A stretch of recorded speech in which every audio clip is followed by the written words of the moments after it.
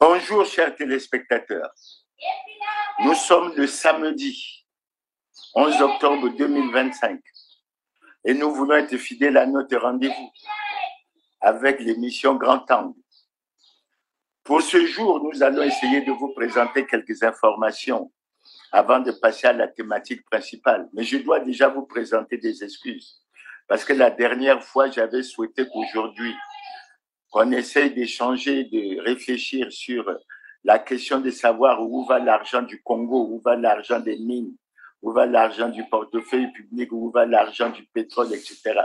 Mais compte tenu de l'actualité, nous avons choisi de revenir encore sur les questions de gouvernance électorale et vous allez comprendre certainement pourquoi. Donc, en termes d'information, nous reprenons cette même information, mais sur laquelle nous n'allons pas beaucoup insister, à savoir le problème des accords signés en 2021 et 2022 entre le Congo et le Rwanda.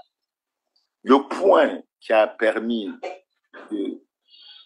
aux Congolais vraiment de se lever et de réagir violemment, je tiens à vous le rappeler, c'est cette déclaration qui était passée sur la radio de télévision nationale rwandaise, selon laquelle le Congo avait offert 2 sites de terrain d'une superficie cumulée de 980 km². Et les Congolais ont trouvé cela que c'était inacceptable, que c'était intolérable, parce qu'il s'agissait de la constitution de 2 enclaves rwandaises sur le territoire congolais. Fort heureusement, ils se sont levés, où qu'ils soient, tant à l'intérieur qu'à l'extérieur du pays, pour crier haut et fort non à la vente des terres, non à la cession des terres sous quelque forme que ce soit au Rwanda, oui à l'annulation pure et simple de ces accords. Et jusqu'aujourd'hui, ils ne tiennent pas à baisser les bras et ils veulent maintenir le cap afin que les gouvernants comprennent bien le message et le fassent appliquer. Ça, c'est la première information. Bonjour et bienvenue à la grande édition de la télévision. Nous sommes le 30 mars dernier. Un reportage de la télévision rwandaise crée une panique au Congo. Le Congo-Brazzaville a offert au Rwanda des terres plus grandes que la ville de Kigali pour être exploitée. Les journalistes racontent comment les Rwandais vont prendre possession et exploiter des terres au Congo pour leurs activités agricoles. 2 terrains qui appartiennent désormais au Rwanda avec une superficie combinée de 980 km². Nous avons fait une étude de faisabilité et ce projet est désormais en cours. Mais il ne fait aucun doute que le marché est une véritable potentialité. Des terres offertes au Rwanda, l'affaire fait grand bruit, inquiète fortement les populations, notamment celles des départements cités, Poul, Bwenza, Kwilu, Nyari. La deuxième information, il y a un communiqué qui a été publié par le ministère de l'Intérieur. Communiqué qui donne en fait une information triste. Il s'agit de l'assassinat dans la nuit du 24 au 25 septembre de notre compatriote Alain Roger Koumou au Bambi, tué dans des conditions véritablement dramatiques. C'est pour ça que nous commencerons par avoir une pensée pieuse et noble pour notre compatriote. Et nous tenons également à présenter nos condoléances les plus attristées à la famille du dépujuste. Et nous souhaitons qu'ils aient le courage de surmonter cette épreuve extrêmement difficile. Maintenant, s'agissant de l'information qui a été donnée par le directeur de la communication du ministère de l'Intérieur et de la Communication, ils ont annoncé que suite à ce malheureux événement, dès le commandement des forces de police a lancé et mené une enquête qui a abouti au résultat et qui a permis aujourd'hui d'informer l'opinion nationale et internationale que 7 présumés assassins criminels ont été appréhendés et ils ont été présentés au procureur de la République. Et je crois, j'ose espérer que la justice sera faite. Mais s'agissant des 7 criminels qui ont été appréhendés, nous tenons à relever un certain nombre de choses. La première des choses, c'est que parmi eux, il y a des militaires, présentés parfois comme en désertion. Ce qui fait apparaître qu'au Congo, nous sommes en insécurité. Nous sommes en insécurité. De surcroît, dans les sectes, il y a un récidiviste. Et il faut que je m'explique là-dessus. Le récidiviste, en fait, avait été parmi l'équipe des assassins en 2021 du secrétaire général du département de la Bouenza. Il a été condamné en 2022 à Madingu à la peine de prison à perpétuité. Et la question que les Congolais se posent, et c'est là où il apparaît véritablement la notion de manque de sécurité dans notre pays. Comment cette personne qui a été condamnée à perpétuité à Madingu s'est retrouvée à Brazzaville? Et depuis quand il a été libre? Et qu'est-ce qui s'est passé quand il s'est évadé de prison? Et les Congolais se sentent véritablement en insécurité. Il y a un problème au niveau de la sécurité, au niveau des Congolais.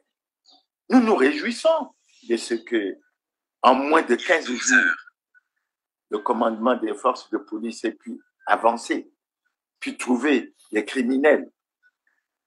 Mais ça ne justifie nullement que quelqu'un puisse évader de Madingu pour se retrouver à Brazzaville et recommettre le même fait.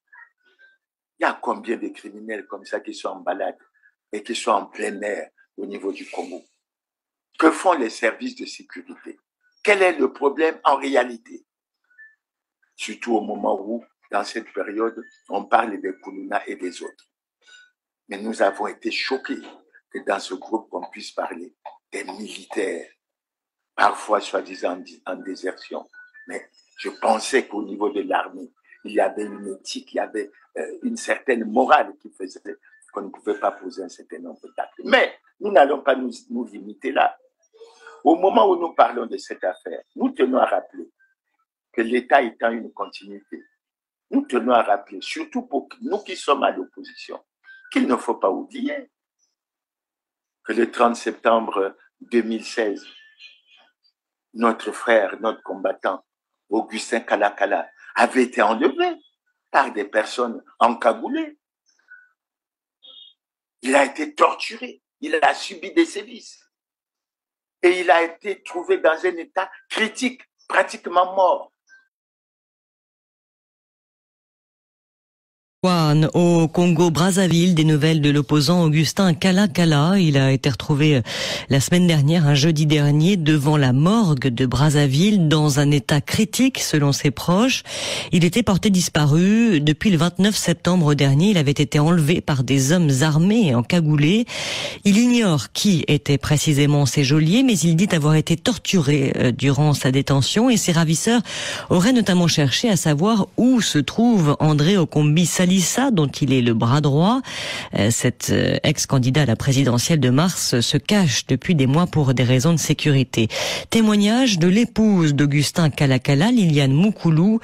C'est elle qui est venue le récupérer en pleine nuit, donc devant la morgue de Brazzaville. Elle raconte qu'il était si mal en point qu'elle a eu du mal à le reconnaître. À 22h, je reçois un coup de fil et c'est la voix de mon mari. Chérie, viens vite, viens vite. Ils sont venus me jeter vers la morgue ici, là, viens vite. On s'est rangé sur le lieu et quand on lui a demandé, mais comment ça s'est passé? Il dit que moi j'étais ici et j'ai vu des petits qui passaient. Je leur ai demandé service. Si vous avez un téléphone, je veux passer un coup de fil pour appeler ma femme.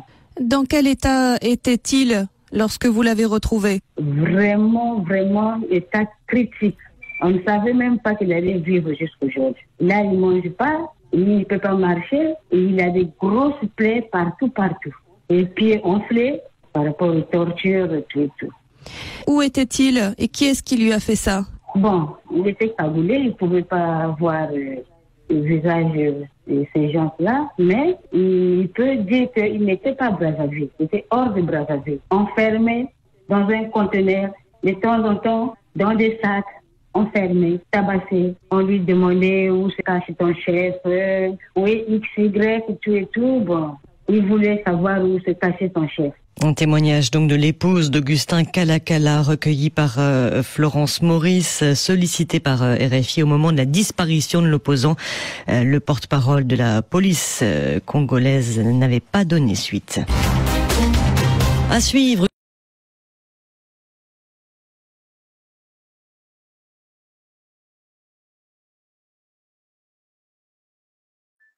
Devant la morgue de Brazzaville, aux environs du 13 octobre 2016. il n'a pas pu résister aux sévices, aux tortures et à la maltraitance qu'il a subie. Et il nous a quittés précisément en mai 2019. Mais les gouvernants se sont levés pour dire qu'une enquête devait être menée pour que les responsabilités soient établies, surtout qu'il s'agissait d'un enlèvement par les personnes encagoulées. Aujourd'hui, où en est l'enquête? On peut se réjouir de ce que pour notre compatriote Kumo Bambi, en moins de 15 jours, l'enquête ait pu aboutir. Mais s'agissant d'Augustin Kalakala, où en est-on? Et nous en profitons pour rappeler que l'article 15 de notre Constitution est clair. Tous les Congolais sont égaux devant la loi et ont droit à la protection de l'État.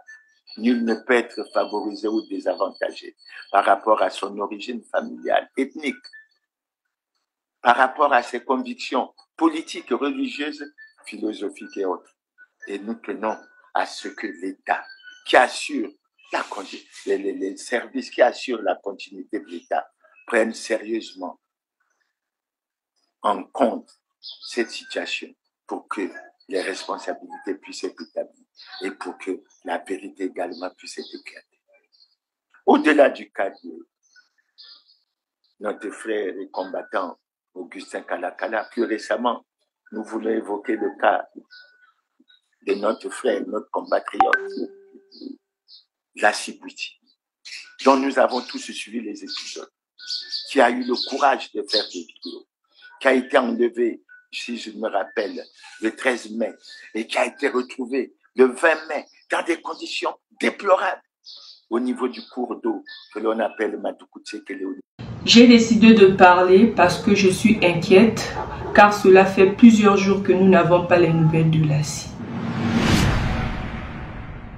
Bonjour peuple congolais, je suis Maïmouna Gepo et je partage ma vie avec Lassi Bouiti depuis plus de 7 ans. Nous avons 3 enfants. Comme vous le savez tous, mon mari Lassi Bouiti a été arrêté et enlevé par des hommes armés en civil devant moi et les enfants. C'était le 11 mai 2025 dans la matinée. Ils nous ont localisés, ils ont pris Lassi, ils l'ont bandé les yeux et ils sont rentrés dans leur voiture noire et ils sont partis. Quelques jours avant, Lassi était victime d'une agression. Cela fait déjà plus d'une année que nous changeons de maison chaque mois pour des raisons de sécurité. Même si Lassi n'a jamais voulu que je me mêle de ses activités politiques ou de m'afficher publiquement, j'ai décidé de parler.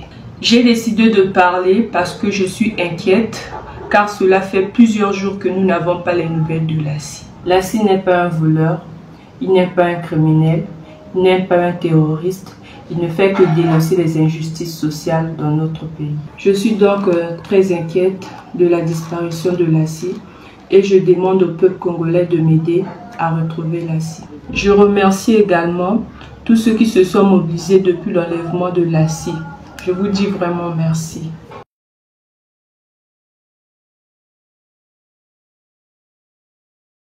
Au niveau de Poto, ici à Brazzaville. Et il a lui-même révélé qu'il a subi des tortures, des sévices, qu'il a même eu des injections dont il ne connaissait pas les produits.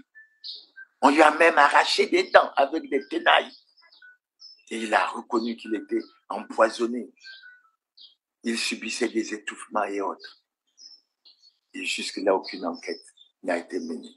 Et nous avons été choqués d'entendre cette déclaration du Premier ministre s'agissant de Lassi Bouiti, qui parlait plutôt d'une légende. Quel manque d'amour, quel manque d'humanité. Mais c'est très grave lorsque ça se situe au niveau des gouvernants. Là aussi, nous souhaitons que l'enquête se poursuive et que les responsabilités puissent être établies. D'autant qu'il a été dit clairement qu'il avait été enlevé en plein jour devant sa femme et ses enfants et retrouvé dans des conditions que nous avons vues et déplorées sur les réseaux sociaux. Maintenant, nous en venons à une autre situation, au niveau toujours de la justice. Nous avons suivi que maître Bob Kaben Masuka a été, semble-t-il, d'abord interpellé à la CID et puis présenté devant le procureur, semble-t-il, pour une affaire grave d'atteinte à la sûreté de l'État, dans une affaire qui était liée, semble-t-il, à une marche qui était prévue le 10 juillet 2025. Et on nous a parlé de flagrance, une affaire en flagrance. Nous ne sommes pas des juristes, mais nous croyons savoir que lorsque c'est une situation de flagrance, mais le procès ne devrait pas tarder. Avec tout ce que l'on a dit, des munitions, avec, je ne sais pas, il avec 5 ou 6 personnes déférées à la maison d'arrêt. Mais il faut que le procès ait lieu, puisqu'il s'agit véritablement d'une situation de flagrance. Et nous souhaitons que là aussi, que la justice puisse être faite conformément au droit, que le droit soit dit et que la justice se fasse. Maintenant, pour terminer, nous rappelons une affaire qui nous perturbe. C'est cette situation des scandales et crimes économiques et financiers. Nous en parlons au moment où il y a cette affaire sur les Koulouna, qui ont fait beaucoup de tort aux Congolais, qui ont fait beaucoup de mal. Mais est-ce que les responsables des scandales et crimes économiques et financiers ont fait moins mal aux Congolais que les Koulouna? Si aujourd'hui les Congolais sont dans la misère, s'ils sont dans la souffrance, si le Congo est dans le chaos, et c'est pour ça que nous pensons qu'en même temps qu'on parle de cette opération de Koulouna, il faut bien envisager une opération à sa juste mesure sur les responsables des scandales et crimes économiques et financiers qui sont connus et pour lesquels nous sommes surpris du silence, de l'impunité, voire même de la protection des gouvernants. Nous, l'enquête de Libération ce jeudi sur le détournement présumé de la manne pétrolière du Congo-Brazzaville, l'un des pays hélènes les plus pauvres du monde.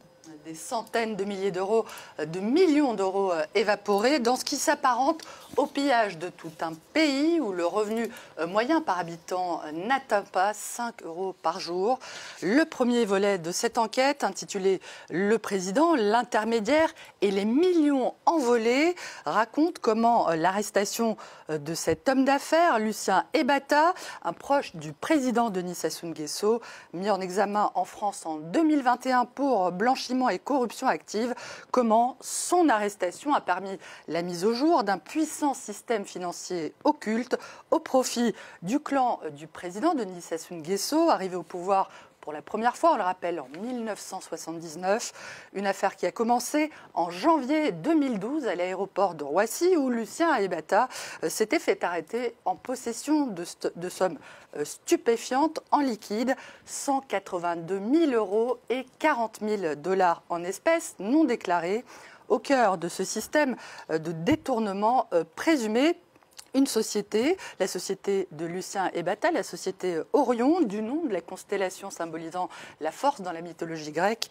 Une entreprise moins poétiquement immatriculée aux Seychelles avec l'aide du cabinet d'avocats Mossack Fonseca, un nom qui vous dit sans doute quelque chose puisqu'il s'agit de la société qui s'est retrouvée au cœur du scandale d'évasion fiscale des Panama Papers.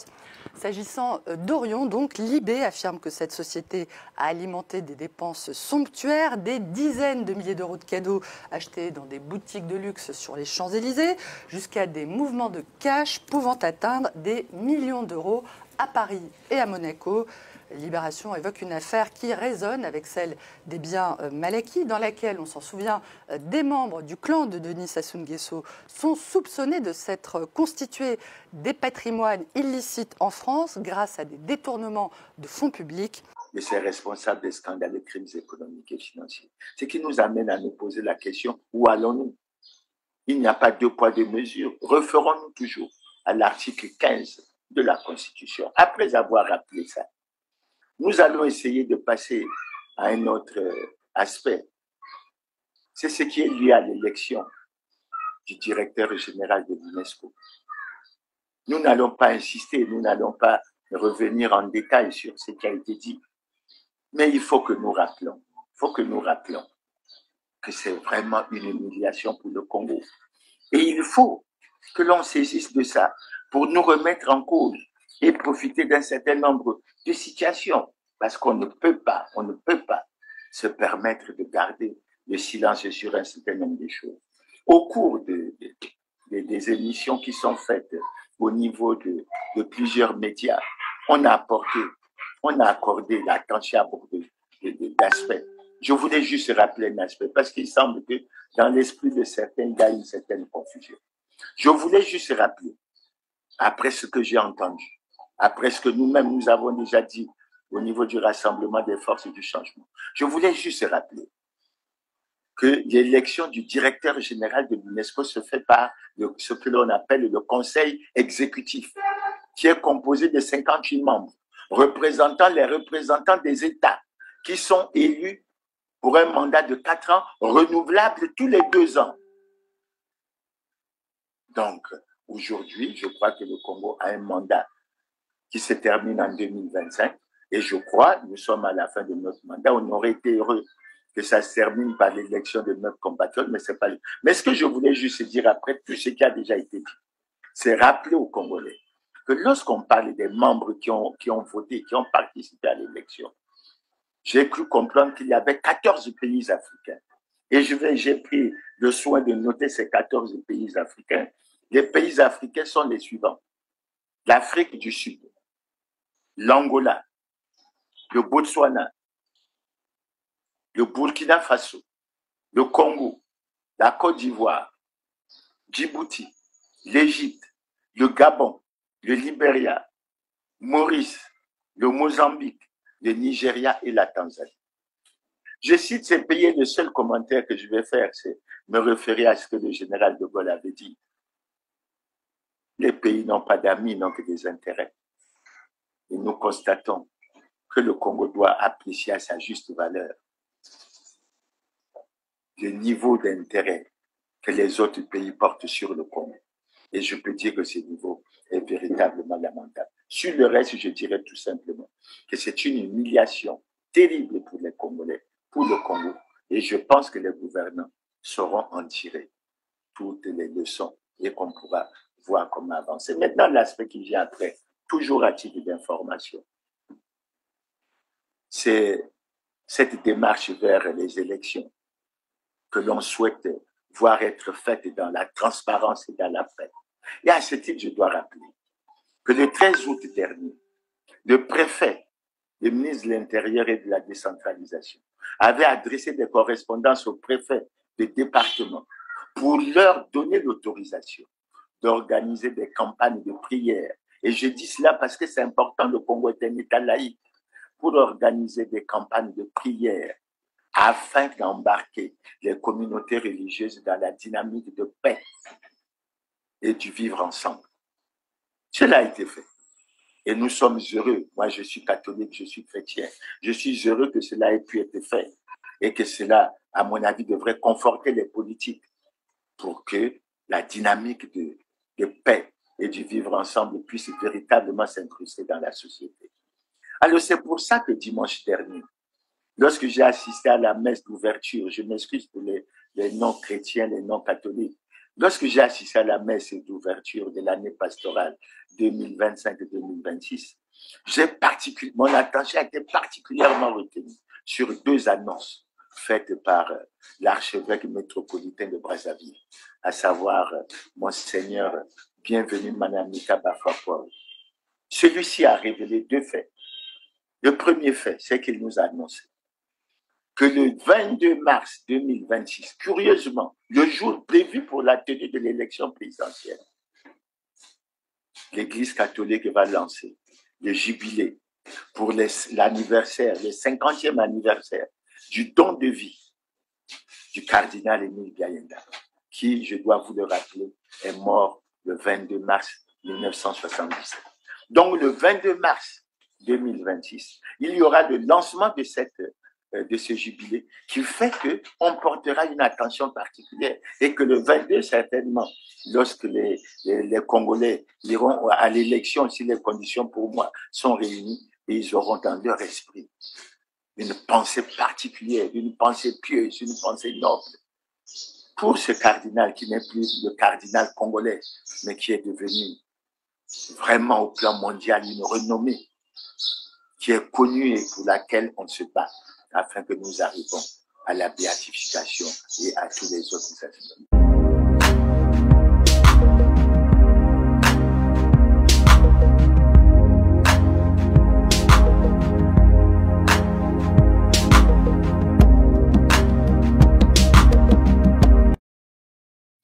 22 mars 1977, 22 mars 2018, 41 ans se sont écoulés jour pour jour depuis que le prélat catholique, le cardinal Émile Biayenda, avait été assassiné. À cette occasion, l'Église catholique qui est au Congo-Brazzaville fait mémoire de son pasteur. Notre rédaction s'est rapprochée de l'abbé Pierre Aka, responsable du groupement Émile Biayenda, en service à la cathédrale Saint-Pierre-Apôtre. Ce dernier rend témoignage du cardinal Émile Biayenda. Le cardinal Émile Biayenda est ordonné tout jeune prêtre avec son vicaire général et son ami Monseigneur Louis Badila au début des années, comme on dirait, des années de la révolution de notre pays. Et Monseigneur Louis Badila et le cardinal Émile Biayenda, en tant que jeunes prêtres, ils ont été emprisonnés à Makala, faute d'avoir trahi ce qui est propre au Parti congolais, n'est-ce pas, du travail, comme qui dirait le PCT. Émile Biayenda était parti rendre visite Monseigneur Théophile Mbemba à l'archevêché et il avait une mobilette. Dans sa sacoche, on avait introduit des tracts disant qu'ils étaient plus ou moins, ou lui était plus ou moins contre le Parti congolais du travail, contre le PCT. Et quand il prend sa mobilette pour rejoindre sa paroisse à Mouleke, comme la sacoche était ouverte, ces tracts-là se sont éparpillés dans la rue. Et c'est le fait, n'est-ce pas, de son premier emprisonnement, où il a passé pas moins de 41 jours en prison. Le mardi 22 mars 1977, une heure avant d'être enlevé, le cardinal Émile Biayenda signait un appel avec les responsables des églises évangéliques, salutistes, kimbongistes du Congo, à tous nos frères croyants du nord, du centre et du sud. En souvenir du président Marien Ngouabi, nous demandons beaucoup de calme, de fraternité, de confiance en Dieu Père de toute race, de toute tribu, afin qu'aucun geste déraisonnable ne puisse compromettre un climat de paix que nous souhaitons.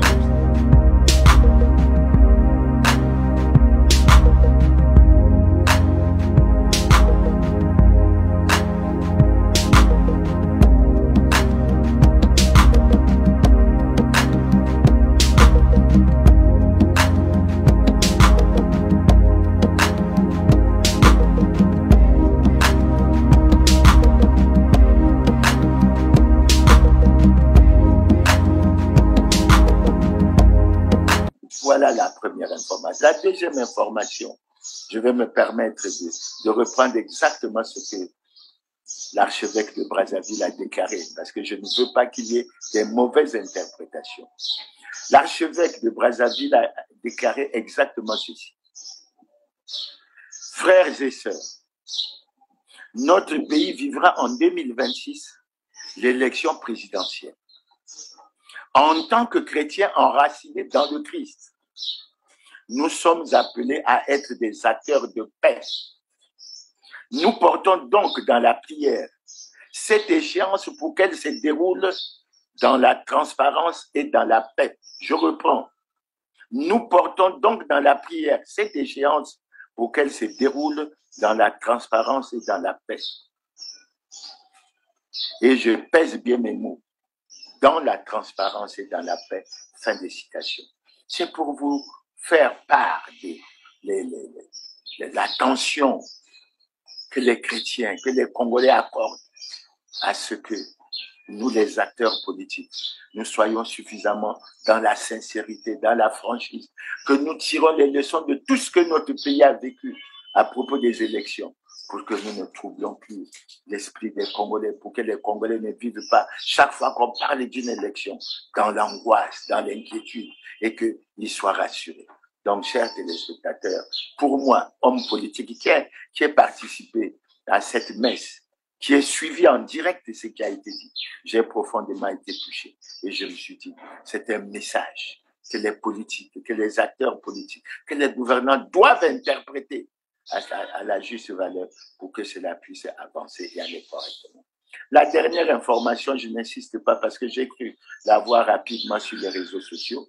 J'avais cru lire, j'avais cru entendre sur quelques vidéos que le centre de dialyse était fermé, semble-t-il pour des raisons financières. Mais très rapidement, ces vidéos ont été retirées. Mais si tel était le cas, les gouvernants doivent accorder une attention particulière pour que ce centre soit très, très rapidement réouvert. Parce qu'on ne peut pas se permettre de rester pendant longtemps au vu de la situation de certains malades sans que nous ayons le centre de dialyse. Donc voilà en ce qui concerne les informations. Maintenant, en ce qui concerne la thématique de ce jour, elle est claire. Pas que je m'appuie sur ce que Monseigneur a dit, mais la thématique au vu de l'approche de l'élection présidentielle. Nous sommes pratiquement à 5 mois et quelques jours de la tenue de cette élection. Nous avons tenu, surtout au vu de la réunion du Conseil des ministres, qui s'est tenue le mardi 7 octobre, à revenir sur un certain nombre de préoccupations qui touchent la gouvernance électorale. C'est pour ça qu'en termes de thématiques, nous avons retenu de parler de la préoccupation de la gouvernance électorale sous les aspects de la transparence et de la paix. Mais avant de parler de ces aspects en liaison avec le Conseil des ministres qui a eu, je tiens à faire des commentaires sur un texte que nous avons découvert à travers les réseaux sociaux. En fait, il a été publié le décret 2025-413 du 8 octobre 2025, portant nomination des commissaires au comité ad hoc de suivi des recommandations du dialogue national 2015. Et vous allez voir dans le développement que je vais faire, pourquoi nous accorder une attention particulière à ce décret. Parce que le président de la République a signé ce texte en nommant 3 de nos compatriotes, dont un ancien ministre, au poste de commissaire au comité ad hoc chargé, semble-t-il, du suivi des recommandations du dialogue de 2015. Il y a 10 ans qu'il y a eu le dialogue définitif. Et ce dialogue avait accordé l'importance à 2 aspects. Le premier aspect, c'était l'aspect de la gouvernance électorale. Le deuxième aspect, c'est celui du changement de constitution. Et c'est pour ceux qui ont oublié, c'est à ce dialogue de Sibiti que l'on a, semble-t-il, pris la décision de procéder au changement de constitution que nous autres, à l'époque, nous avions considéré et nous continuons à considérer comme anticonstitutionnel et comme s'étant réalisé dans la violation de l'article 185 de la Constitution du 20 janvier 2002. Enfrad, bonjour, rebonjour. On va passer avec vous sur la revue de presse internationale et on la commence, cette revue de presse, au Congo, où le président Denis Sassou Nguesso annonce vouloir soumettre au référendum une nouvelle constitution et cette nouvelle constitution est susceptible de lui permettre de rester au pouvoir. J'ai décidé de donner la parole directement au peuple afin qu'il se prononce sur le projet de loi énonçant les principes fondamentaux de la République, a-t-il déclaré mardi. Ce sont des propos repris intégralement ce matin par The Mail and Guardian d'Afrique du Sud, qui rappelle que le président congolais, 72 ans, a dirigé le pays de 1979 jusqu'en 1992, avant de revenir au pouvoir 5 ans plus tard, en 1997, à l'issue d'une guerre civile. Frappé à présent par la limite d'âge et l'interdiction d'exercer plus de 2 mandats qui est prévue par la Constitution, il ne peut théoriquement pas se représenter à la prochaine présidentielle, prévue l'année prochaine, d'où la proposition donc de changer la Constitution. La Croix évoque des manœuvres pour garder le pouvoir que dénonce notamment l'opposant Jean Mercœur du collectif Tournons la page. Il n'a jamais été question pour Sassou Nguesso de quitter le pouvoir. Il va donc le garder en renversant la constitution de son pays. Autrement dit, il prépare un coup d'État constitutionnel, dit-il. Brice Makosso, le secrétaire permanent de la commission justice et paix de Pointe-Noire, un autre opposant, se déclare très inquiet pour l'évolution de la situation dans son pays. Comme au Burkina Faso et au Burundi, la société civile va se mobiliser, prévient-il, en rappelant que Sassou Nguesso n'est pas un enfant de cœur. Comme au Burundi, je le cite, on peut craindre l'usage de la force et de la violence contre les manifestants. En tout cas, c'est sûr, pour le journal L'Opinion, le président congolais vise la présidence à vie. Le journal relève au passage la façon dont la France a réagi assez mollement, je cite, en appelant de ses voeux un processus électoral crédible, conduisant à des scrutins libres et transparents. Paris explique que l'opinion n'est pas favorable à ce projet de réforme constitutionnelle, mais ménage un allié historique qui héberge les plateformes de Total. Le journal évoque une réélection préparée depuis des mois à coup de grands chantiers d'infrastructures, de rencontres sportives et autres grandes réunions médiatiques, et la possibilité à l'arrivée pour Sassou Nguesso de parvenir à ses fins, notamment parce que l'opposition et la société civile ne sont pas aussi structurées qu'au Burkina ou au Congo-Kinshasa. À la une également ce matin des journaux internationaux, la décision de l'Union européenne de débloquer 1 milliard d'euros pour aider les pays du Proche-Orient à accueillir les réfugiés syriens. D'après Die Welt, ces fonds seront destinés aux agences de l'ONU qui viennent en aide aux réfugiés dans les pays voisins de la Syrie. Après des semaines de discussions chaotiques, les chefs d'État et de gouvernement voulaient démontrer leur capacité à agir. Ils n'y sont parvenus que partiellement, juge le journal, qui rappelle que Bruxelles a échoué à imposer des quotas pour répartir les quelques 120 000 réfugiés dans l'UE. Plus sévère, The New York Times relève l'immense décalage, je cite, entre les décisions qui sont prises lors des réunions des dirigeants européens et la réalité d'une crise qui aurait pris la forme d'une rivière humaine impossible à arrêter. Je cite, un flot continu de migrants qui prend sa source notamment en Grèce, l'un de ces hotspots où le désarroi européen serait le plus manifeste.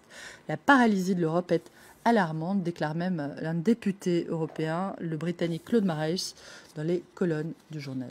La presse américaine qui interpelle une fois encore Barack Obama sur cette crise des réfugiés, Hélène. Les États-Unis ont contribué à créer la crise que traverse l'UE et ils ne peuvent pas rester les bras croisés, martèle le Wall Street Journal, qui demande au président américain de tout mettre en œuvre pour résoudre les conflits qui sont en train de laminer le Moyen-Orient avec l'aide de ses alliés, mais aussi avec l'aide de ses adversaires, sous-entendu la Russie. Barack Obama qui a justement remercié le pape, qui est en visite en ce moment aux États-Unis, pour avoir rappelé qu'il faut accueillir l'étranger avec empathie, que le coût de la guerre pour les plus pauvres et ceux qui sont sans défense engage l'impératif de paix. Je le cite, c'était hier à la Maison-Blanche. Aujourd'hui, le souverain pontife doit s'exprimer devant le Congrès américain à propos, entre autres, du changement climatique. Et c'est un discours qui ne devrait pas beaucoup plaire aux conservateurs, largement climato-sceptiques, on le sait. Et c'est ce que dit le dessin de Tom Towles dans The Washington Post. On le voit, il montre l'éléphant républicain terrassé par ce seul mot prononcé par le pape, climat.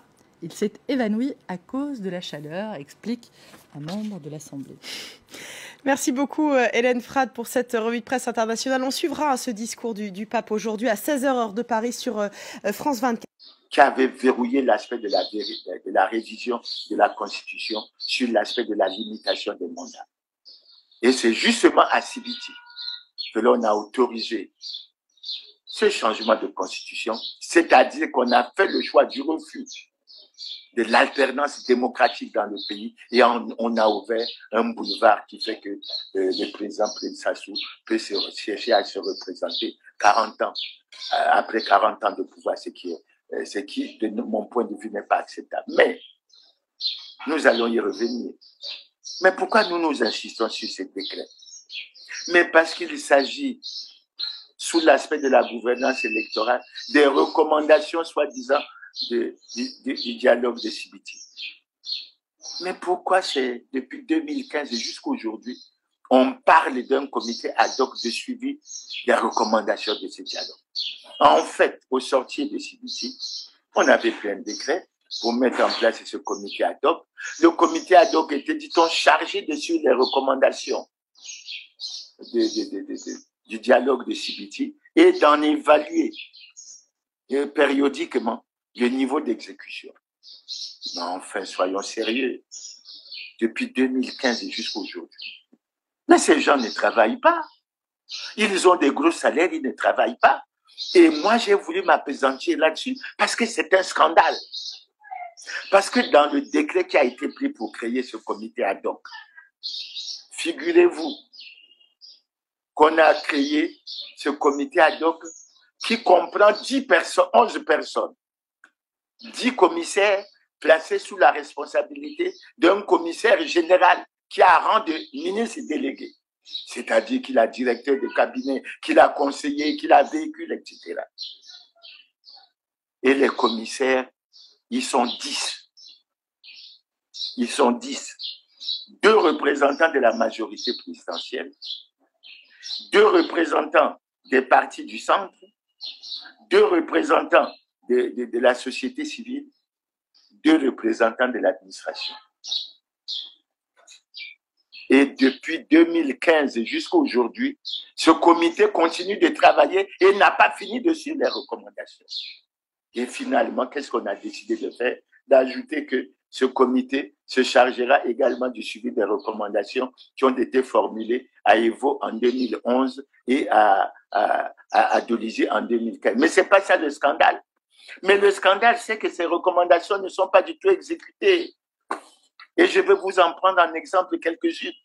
La première qui n'est pas exécutée, c'est celle qui a été prise à Evo en 2011, selon laquelle on recommandait l'inscription par le gouvernement des opérations préélectorales et électorales dans un timing précis pour éviter la précipitation. Je vous apprends qu'on est déjà dans la précipitation. Pourquoi?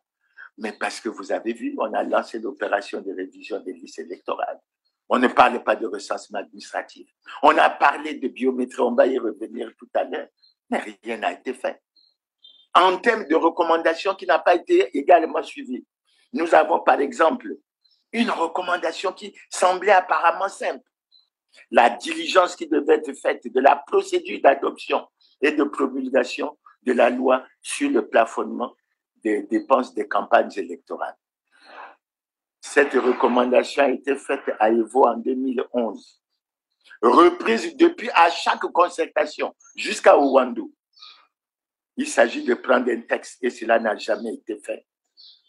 Cela n'a jamais été fait.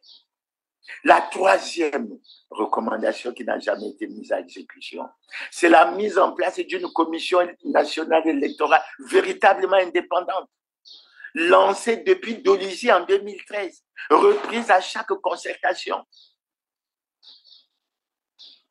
Et je peux ajouter à ça la recommandation qui a été faite à Ouandou en 2022 sur la révision en baisse des taux élevés de cautionnement aux différentes élections, notamment l'élection présidentielle, où le taux de cautionnement a été fixé à 25 millions, alors que les voix se sont élevées pour qu'il soit ramené à 5 millions. Tout ça, ça n'a pas été exécuté. Et vous avez un commissaire général, 10 commissaires, 11 personnes qui doivent avoir secrétaire, directeur de cabinet, conseiller pour appliquer, écoutez bien, 13 recommandations qui ont été faites à Evo, 13 à Evo, 13 à Dolisie et 12 à Sibiti. Faites le total. Faites le total. Vous avez 38 recommandations et vous avez 11 personnalités, soi-disant, qui sont chargées de suivre la mise en œuvre de ces recommandations depuis 2015. Et ce n'est pas fini. Et on arrive en octobre, le 8 octobre 2025, le président de la République nomme encore 3 personnes. Au moment où les voix s'élèvent pour dire qu'il faut aller à la réduction du train de vie de l'État, ce pouvoir qui finalement n'a que de la méchanceté pour les Congolais, ne fait que se moquer des Congolais, au lieu d'aller à la réduction des trains de vie de l'État, parce que cette structure devait être supprimée, elle est inutile. Non, on y affecte encore 3 personnes. 3 personnes. Après que je vous ai donné l'information, comme quoi le centre de dialyse aurait dit-on fermé, par manque de finances. Est-ce que c'est normal? Et après ça, le ministre des Finances va venir nous dire que payer les salaires ou s'occuper du développement ou de l'avenir des enfants, c'est un véritable casse-tête, c'est une acrobatie. Et au moment où je vous parle, la rentrée s'est déroulée dans des situations extrêmement catastrophiques parce que beaucoup de parents d'élèves n'ont pas pu avoir soit leur pension, soit leur salaire, soit leur bourse. Où allons-nous? Où sommes-nous? Que veut exactement ce gouvernement? Que veulent ces gouvernants? Je vous en prie que s'il fallait doser ça par... si c'était la fièvre, on fait passer le thermomètre, non? Ce thermomètre-là se serait déjà éclaté. Parce que c'est là, c'est l'hécatombe. Nous vivons comme si nous ne vivons. C'est-à-dire qu'on regrette pourquoi on est né. Nous regrettons pourquoi nous sommes nés. Et pourquoi nous avons travaillé. Je vois quand quelqu'un va travailler, il cotise. La cotisation, là, pour moi, je crois que sert pour payer ceux qui sont retraités. Et d'autres qui seront retraités, leur paie est assurée par ceux qui viennent, qui travaillent. On paye les gens, mais on ne sait pas pourquoi. Nous avons 15, je ne connais même plus les mois. Même pour payer, là, on nous embrouille. Hein.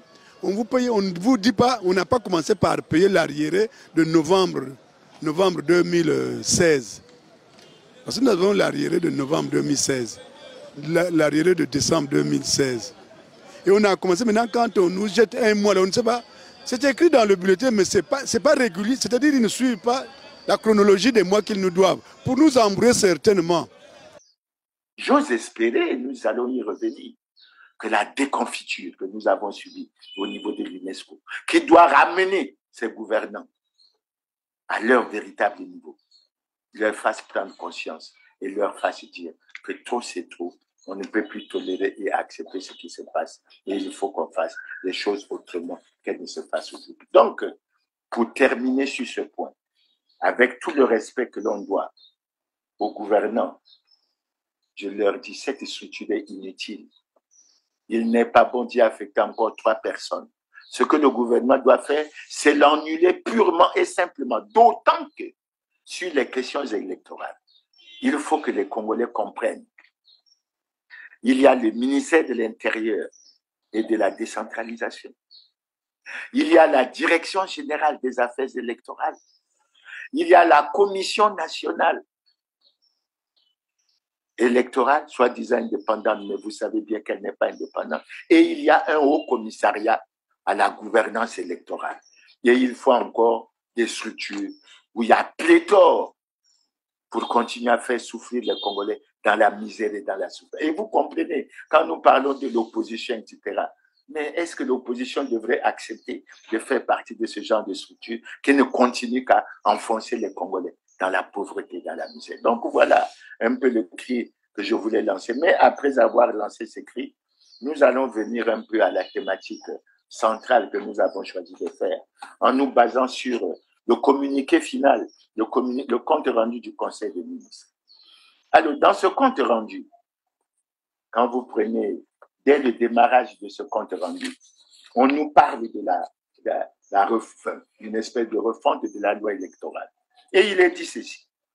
Invité par le président de la République à prendre la parole, M. Raymond Zéphiré Mboulou, ministre de l'Intérieur et de la décentralisation, a soumis à l'examen des membres du Conseil des ministres le projet de loi modifiant et complétant la loi électorale numéro 9/2001 du 10 décembre 2009 modifié. Du 10 décembre 2001 modifié.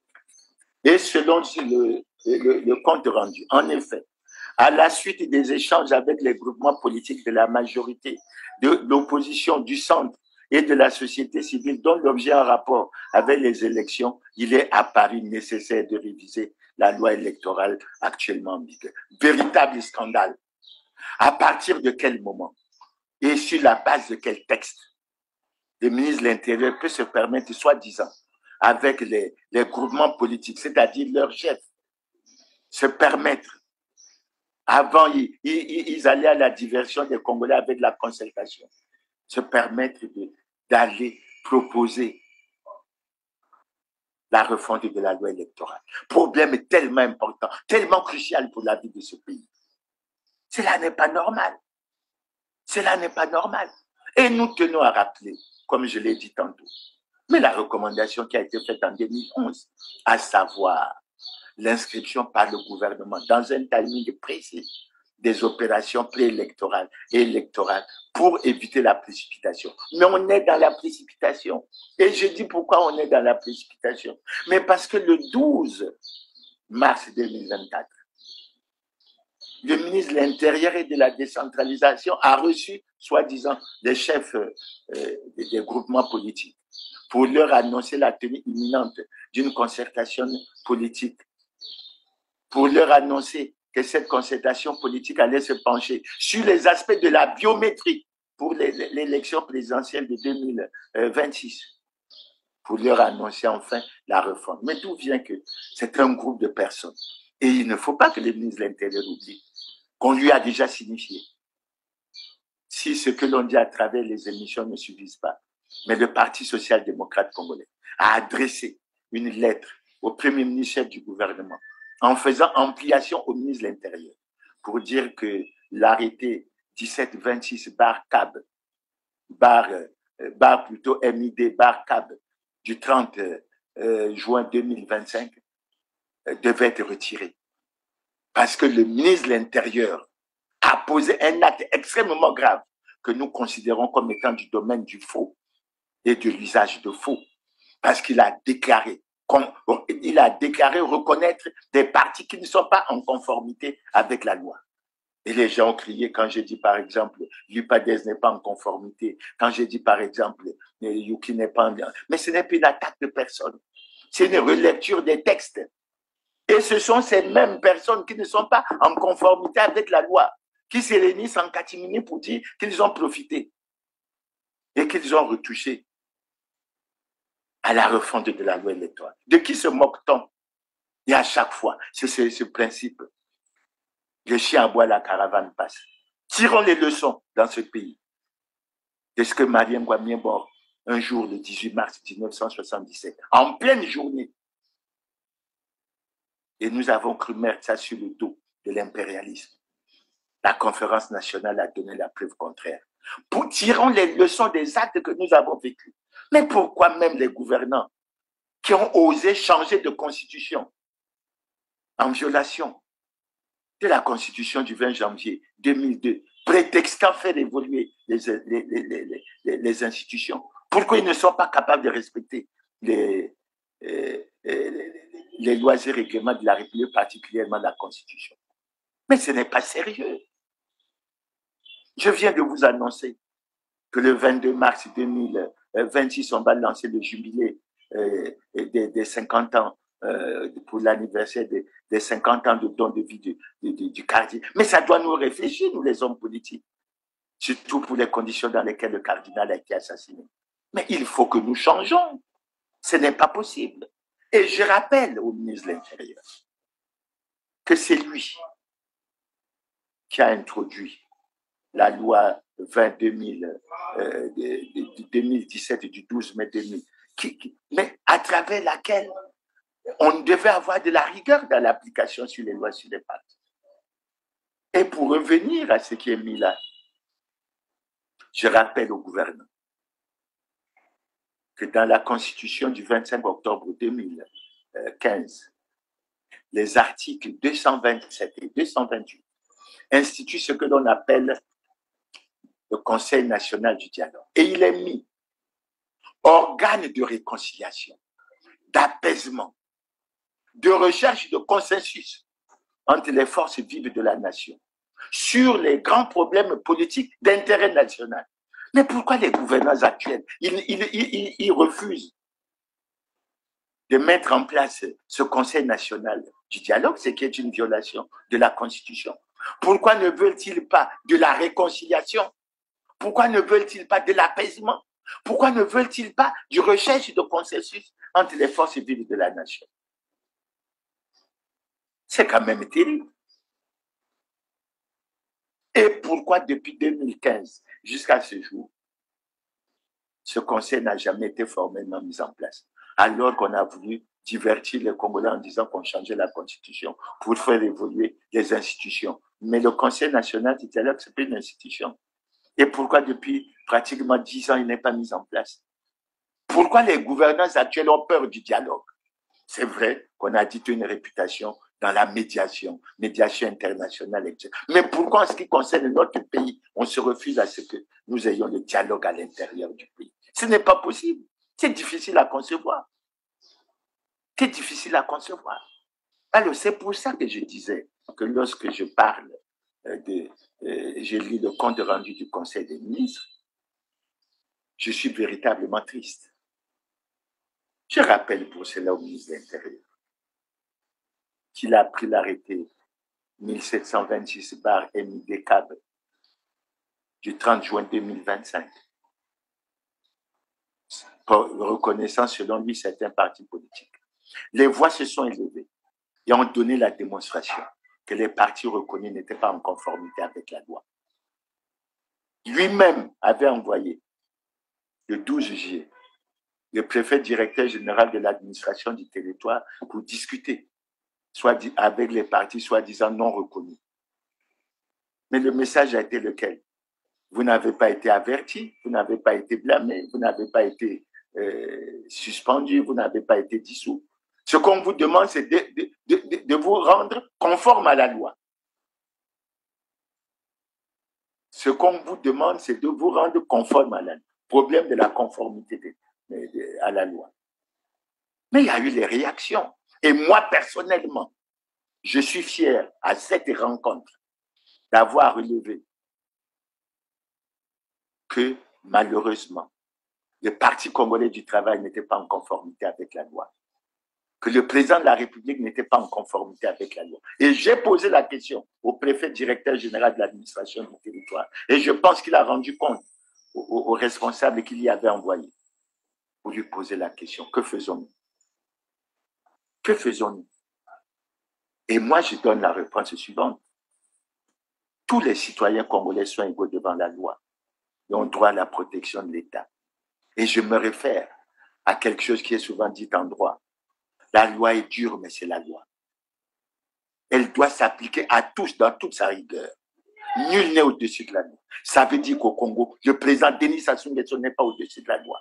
Et il doit la respecter scrupuleusement, d'autant qu'il a prêté le serment devant la nation et le peuple de respecter et de faire respecter la Constitution.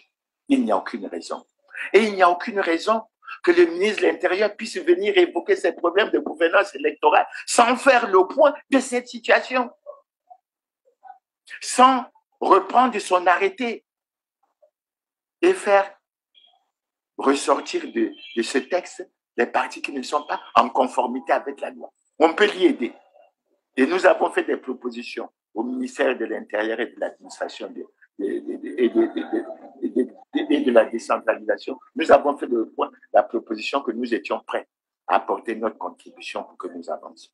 Donc, on ne peut pas, sans avoir réglé le problème de l'arrêté 1726/MID/CAB, sans avoir réglé le problème des partis reconnus par le ministre de l'Intérieur qui ne sont pas en conformité avec la loi, on ne peut pas, sans avoir réglé le problème du Parti congolais du travail, qui n'est pas en conformité avec la loi, mais qui apparaît en tête de toutes les listes qui sont publiées par le ministère de l'Intérieur.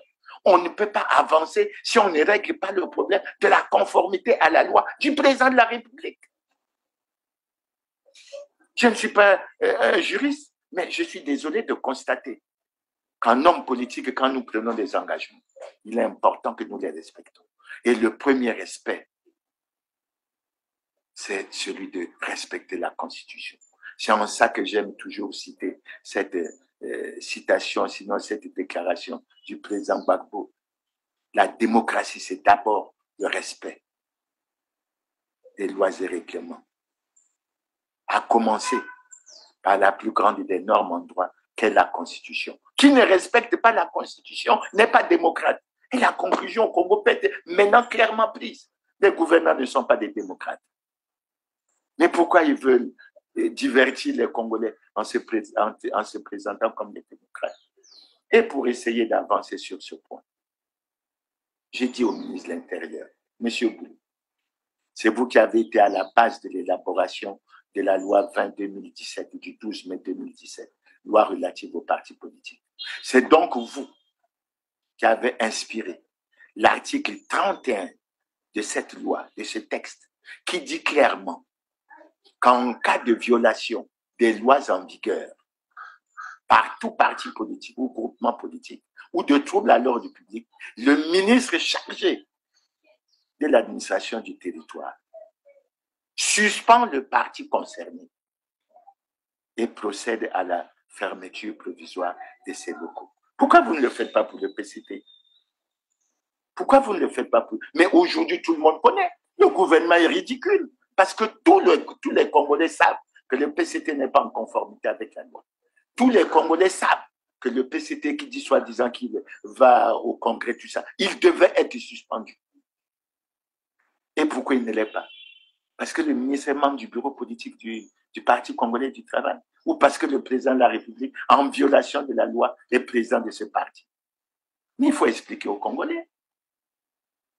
Pourquoi vous voulez modifier la loi électorale si vous n'êtes pas capable de respecter les lois antérieures que vous avez prises? Que voulez-vous des Congolais? Et après, vous allez venir parler de paix, alors que vous êtes des facteurs. Je vous le dis franchement, vous êtes des facteurs de perturbation de la paix, parce que vous n'êtes pas capable de respecter les lois et règlements. Et je me rappelle de cette phrase du président du Sénat. La loi est prise pour être exécutée. Et le Parlement est chargé du contrôle de l'exécution des lois. Et j'ajoute ce bout de phrase du Premier ministre. Force doit être donnée à la loi. Mais alors, où en sommes-nous? Alors, c'est pour ça que j'ai pensé, franchement, qu'il faut que les gouvernants arrêtent avec la méthode qui consiste à utiliser le principe le chien aboie, la caravane passe. Elle est basée sur la terreur, elle est basée sur la peur, elle n'est pas basée sur le droit. Et c'est véritablement dommage. C'est pour ça que je dis, le simulacre de concertation que vous avez eu, soi-disant avec les groupements politiques ou quoi, il ne sert absolument à rien. Il est nul et de nul effet. Organisez-vous pour organiser une réunion du Conseil national de dialogue. Et je crois que ça serait extrêmement important pour que nous avancions et que nous fassions des progrès. Maintenant, l'autre aspect, de façon malicieuse, le ministre de l'Intérieur nous a annoncé en fait qu'il était en train de s'occuper de la réorganisation de l'administration, etc., qui a beaucoup de conséquences. L'une des conséquences étant ce qui a été arrêté à Sibiti en 2015, et je le rappelle, le découpage électoral. On avait même souhaité que ce découpage ait lieu avant les élections de 2017. Et je rappelle que ça n'a pas pu avoir lieu, parce qu'on s'attendait au recensement. Parce qu'en fait, on avait fait un recensement en 2007. Et selon les recommandations internationales, nous devions faire un autre recensement en 2017. Nous n'avons pas été capables de le faire. Que soit. Mais lorsqu'on a fait le recensement, les découpages que vous posez, sinon la réorganisation administrative, mais elle pose problème. Elle pose problème pourquoi? Et je vais me référer un peu à mes petites notes. Mais elle pose problème à cause du recensement qui a été fait et dont les résultats ont été publiés en 2023. J'ai sous mes yeux, je peux vous montrer, j'ai sous mes yeux les résultats de ce recensement. Dès que Mme Ingrid et Bouka Babakas a publié ces documents, des voix se sont élevées dans ce pays pour dire que ce recensement posait beaucoup de problèmes. Parmi les problèmes qui étaient posés par ce recensement, il y avait le fait qu'on notait qu'entre 2007 et 2023, il y avait une augmentation très forte dans les départements de la partie septentrionale, mais très faible dans les départements de la partie sud du pays. C'est ainsi que je peux vous prendre un exemple. Entre 2007 et 2023, la population aura augmenté dans la Sangha de 144,6%. Elle aura augmenté dans la Likwala de 130,7%. Elle aura augmenté dans la Cuvette de 102,9%. Mais elle n'aura augmenté dans la Lekumu que de 4,4%, dans le Kwilu de 5,9%. Et nous avons relevé ça. Et nous avons pris le cas typique sur la base des chiffres. Les chiffres qui sont des monstres froids. Nous avons pris le cas en comparaison du département de la Likwala et du département de la Bwenza. Parce que lorsqu'on revérifie les chiffres sur pratiquement tous les recensements qu'il y a eu, quand je parle de recensement, celui de 74, celui de 84, celui de 96, etc., on constate quoi? Mais on constate que la Likwala, qui avait pratiquement la moitié de la population de la Bwenza, y compris selon les projections faites par l'Institut national de la statistique en 2018, arrive en 2023 pratiquement au même niveau. On nous apprend que la Bwenza a une population de 363 850 habitants et la Likwala 355 570. On a dit, mais qu'il faut nous expliquer qu'est-ce qui s'est passé.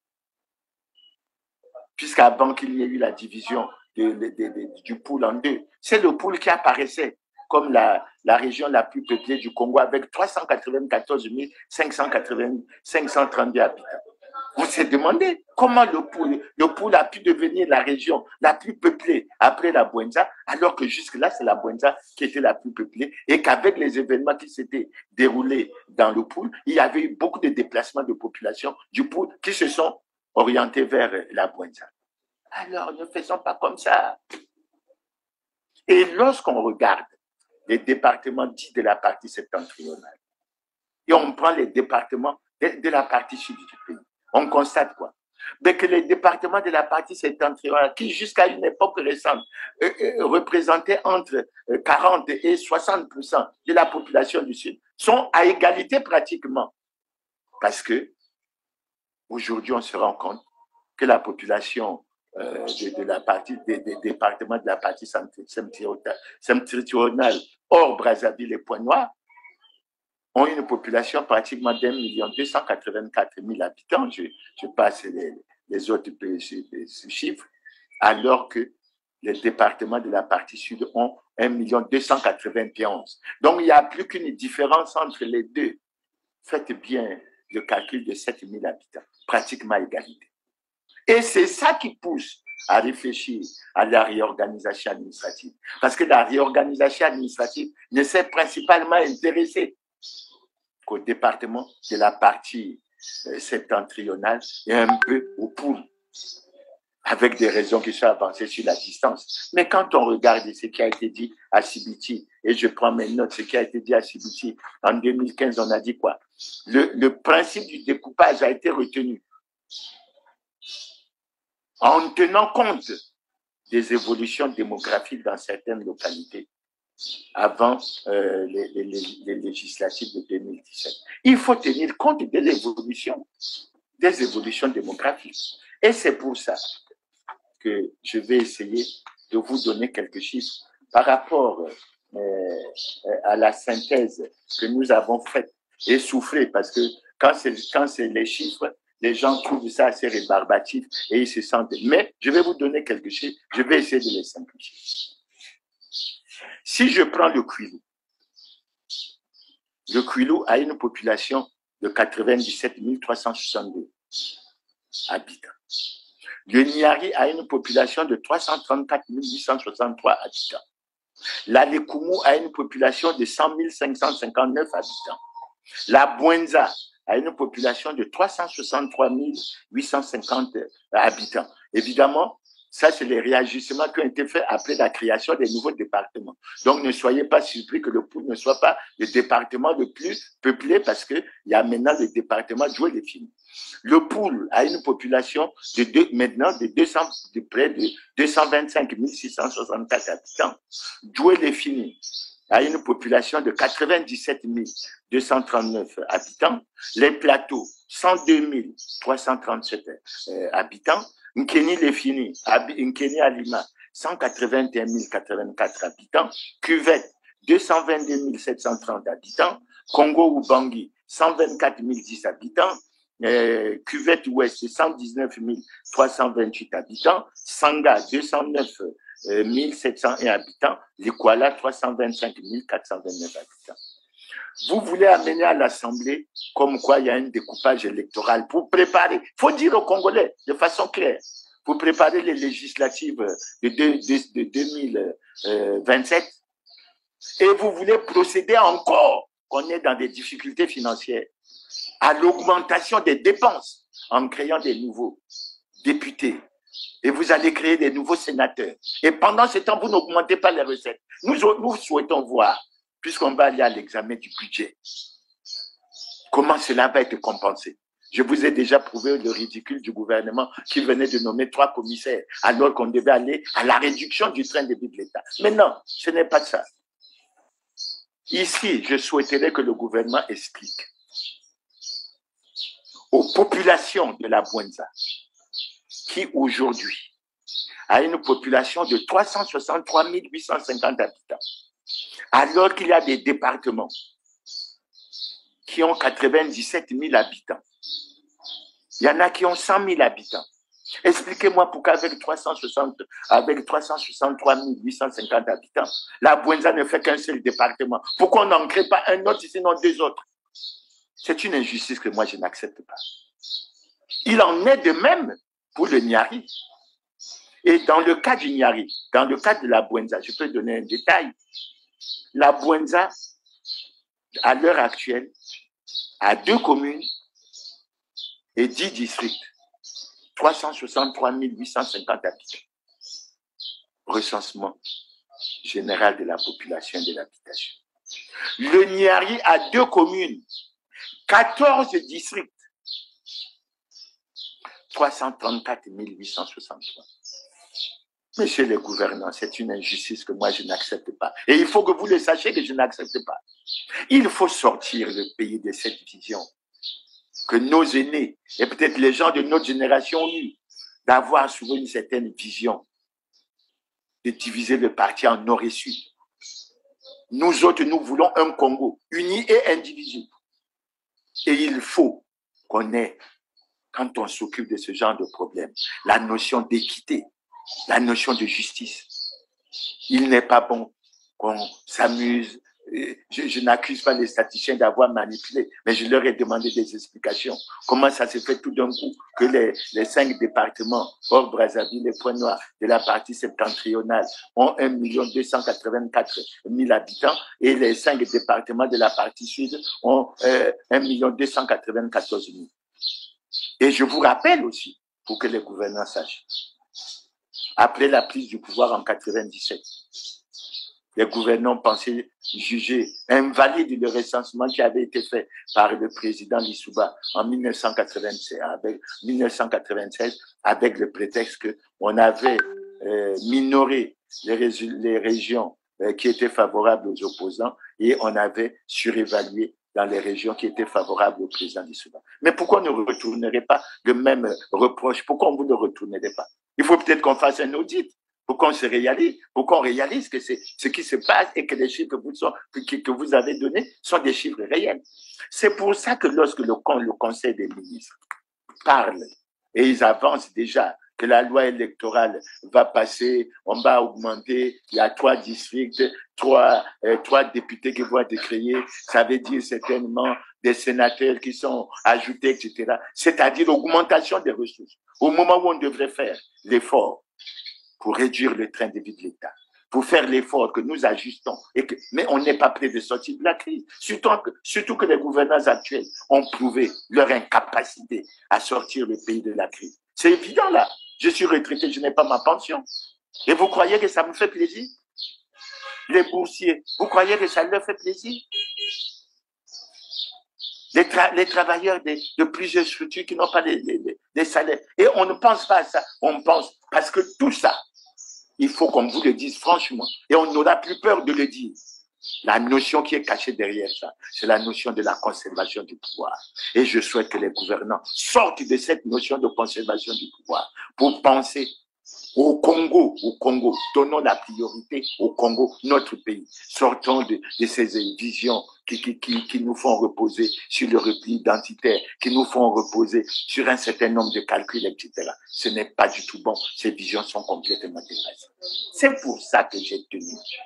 Moi, je souhaite, par exemple, que mon frère et ami, que j'aime citer, Pascal Tchatima Biala, il est député, c'est bien pour lui. Mais je souhaite qu'il aille expliquer dans les Niari et dans la Bouenza. Pourquoi avec ces chiffres, la Bouenza continue à être un seul département avec 363 850 habitants, alors que le département dont je suis originaire, je ne m'en cache pas, je suis du département des Plateaux, originaire de l'Ekana, n'a que 102 000 habitants. Doué-les-Fini n'a que 97 000 habitants. Kwilu n'a que 97 000 habitants. Pourquoi cette injustice? J'ose espérer que Pascal saura expliquer ça aux populations. Est-ce que c'est une question de statistiques? Est-ce que c'est une question d'éloignement? Parce que lorsqu'on s'occupe de ce genre de problèmes, il faut s'occuper non seulement des problèmes d'éloignement pour essayer d'ajuster un certain nombre de choses, mais il faut tenir compte du poids démographique. Il faut tenir compte du poids démographique. N'oublions pas que Kindele, qui était attaché aux poules, est maintenant rattaché à Brazzaville. Et je suppose qu'à la prochaine élection, il y aura plus de députés maires de Kindele, mais ça sera les députés maires, je suppose, de la ville de Brazzaville. Je n'en sais rien, je ne sais pas comment ça sera fait. Mais il faut penser à ça. C'est pour ça que je voulais dire, pour aller à la conclusion, les gouvernants doivent penser une chose. Pour la préparation des élections, donnons la priorité au Congo. Et aujourd'hui, les Congolais, les gouvernants ont des problèmes. Pourquoi? Mais ils sont coincés par le problème de la conformité à la loi. La loi est dure, mais c'est la loi. Elle doit s'appliquer à tous dans toute sa rigueur. Nul n'est au-dessus de la loi. Et c'est pour ça que, et j'ajoute, s'agissant de la conformité, que nous avons approfondi notre réflexion. Je souhaite que les Congolais réfléchissent. Peut-être que nous sommes trompés. Mais d'après la réflexion que nous avons faite, la Cour constitutionnelle n'est pas en conformité avec la loi. Le Conseil supérieur de la liberté de la communication n'est pas en conformité avec la loi. Le premier président de la Cour suprême n'est pas en conformité avec la loi. Nous le citons parce qu'il est en même temps président de la Commission nationale d'organisation des élections. Donc vous voyez que toutes les, même les institutions qui sont chargées de s'occuper des questions des élections ne sont pas dans la transparence. Donc, ne sont pas dans la démarche de la paix. Et dans cette démarche, je vous en supplie, le ministre de l'Intérieur, il faut qu'il applique les textes.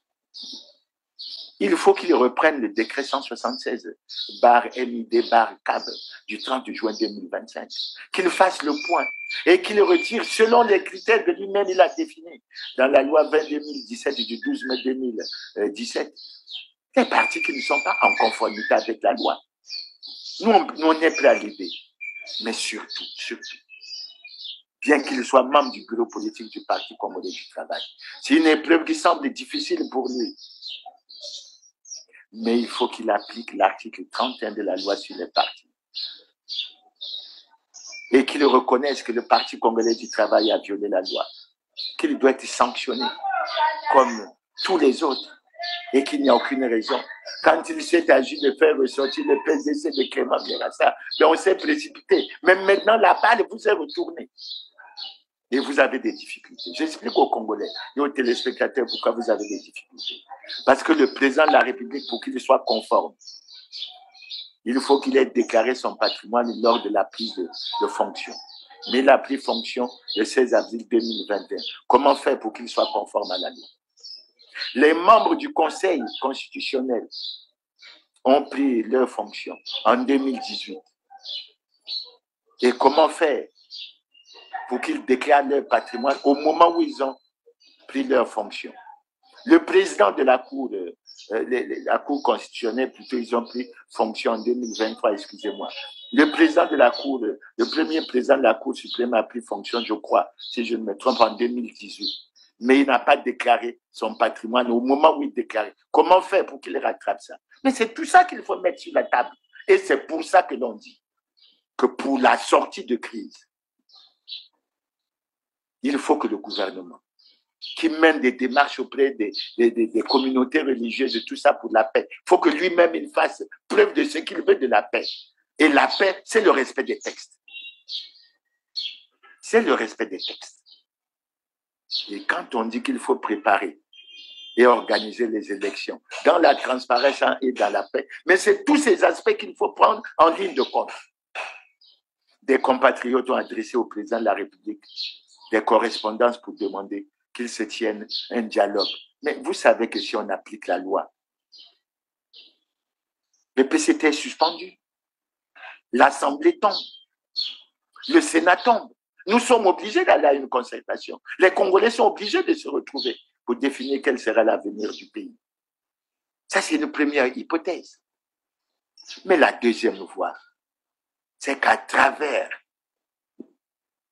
les articles 227 et 228 de la Constitution, il a été institué un Conseil national de dialogue qui doit organe de réconciliation.